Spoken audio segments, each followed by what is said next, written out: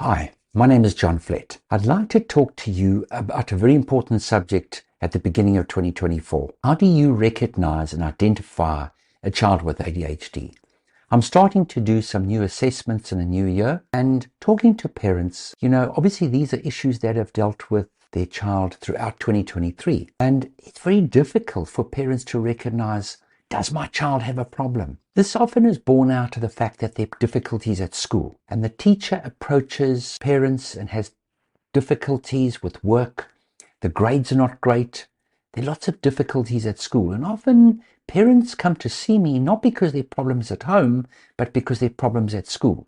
So I'm going to try and hit some key points and help you understand, how do you identify, when do you take action? You don't want to necessarily in the first term, when there's maybe a minor problem, be reactive and rush out and try and get help.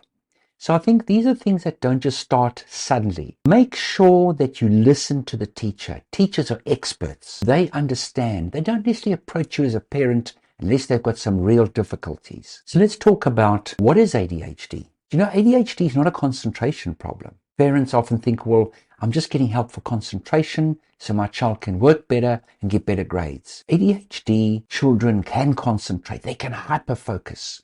In fact, they can spend so much time on one task that they have actually no concept of time. They can sit with a PlayStation controller. They can go out and do sports, Lego, watch TV. They can do things that they love. They can't control what they concentrate on. ADHD is a problem of self-control. And it's not a school problem. It's a life problem. So children with ADHD don't have an LED screen on their forehead that says, I've got ADHD. Children with ADHD look normal. So it doesn't kind of obviously show that they have ADHD from a visual point of view. They don't have to be hyperactive, crazy, manic. This is not ADHD. If a child had broken their arm and kind of needed a cast, you would be sympathetic. You would give them kind of a leniency because they wouldn't be able to do certain tasks. You see, ADHD doesn't necessarily show you that. In the classroom, when children are having difficulty, often they're looked at as lazy, naughty. They can do things one time and they can't do the other times. So these are issues that often come up and it causes a lot of confusion. So one of the things that you should think about is, one of the things that is going to show up is behavior signs at home. So things like following instructions, constantly forgetful, struggling with routine tasks, getting ready in the morning, organizing themselves. You've got to keep your eye on them. They get sidetracked. They end up doing things that they shouldn't. They kind of take time with their dressing. Come and eat breakfast, brush your teeth, where's your bag? Those kind of things. Put the towel back on the rail after coming out the bathroom. There it is on the floor. You tell them several times. You think, oh, they're crazy. Are they trying to purposefully be difficult? No, that's not true. So these are kind of things.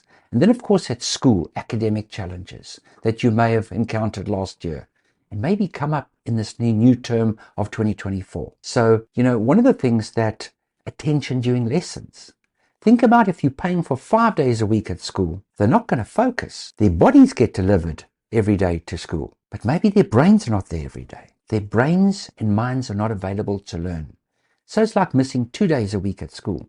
If you think over a school year, that's like missing 3 months. And just imagine how successful anybody would be not being at school for 3 months. Then, of course, the social interactions and family and friend interactions. It's that difficulty with conversations, kind of little sort of emotional, social little sort of kind of tizzes, not being on the same wavelength as their peers. Because children are actually a bit immature with ADHD. The frontal cortex is almost 3 years behind. So they're not on the same wavelength as those other kids in school. They have difficulty, they get by, they're friendly. Sometimes parents say, well, now my child loves other kids. They're so social. Yes, they might love other children. They might love being social, but maybe the other kids don't love it so much. They have difficulty. So that's another thing. They can have problems with sleep difficulties, can't switch their mind off, having difficulty going to sleep. And then, of course, they have difficulty focusing and concentrating the next day, have difficulty getting to bed with regular kind of sleep schedules. And then, of course, eating habits and physical activities. Some children are very busy. Some children are daydreamers. There's a spectrum. ADHD is a spectrum. And particularly those children that are high functioning. In other words, they might actually be quite bright.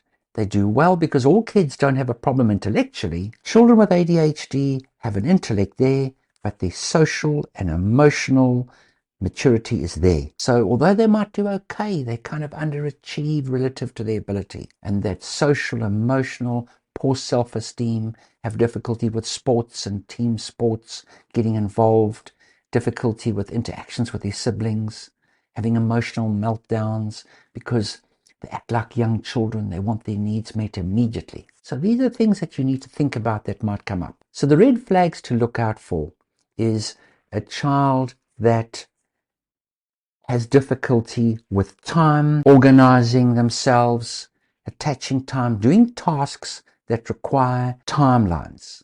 They can do things now. They can do things that give them immediate gratification, things that they can see immediately. They can interact, whether it's playstations, playing outside, interactions with other people that give them immediate gratification with their friends, but they have difficulty when they've got to build relationships for the long term. They've got to have difficulties with doing tasks that require lots of effort now for the payoff later, like projects. They can't necessarily think about, if I do better now, I'm going to resist all those temptations that seem more interesting.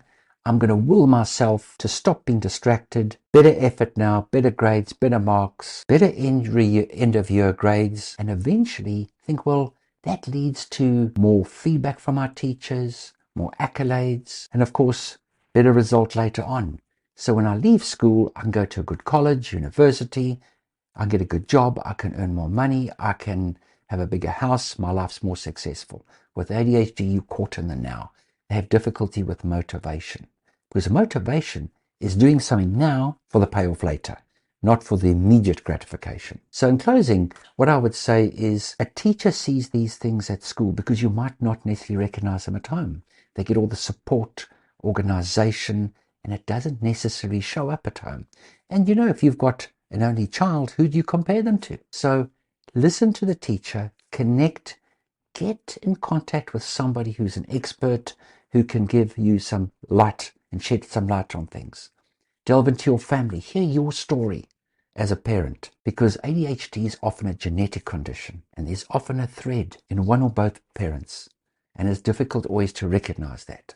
So I hope that helps you understand, and if things come up this year, don't ignore things, don't wait until the end of the year, because ADHD is one of the most treatable conditions that human brain can have.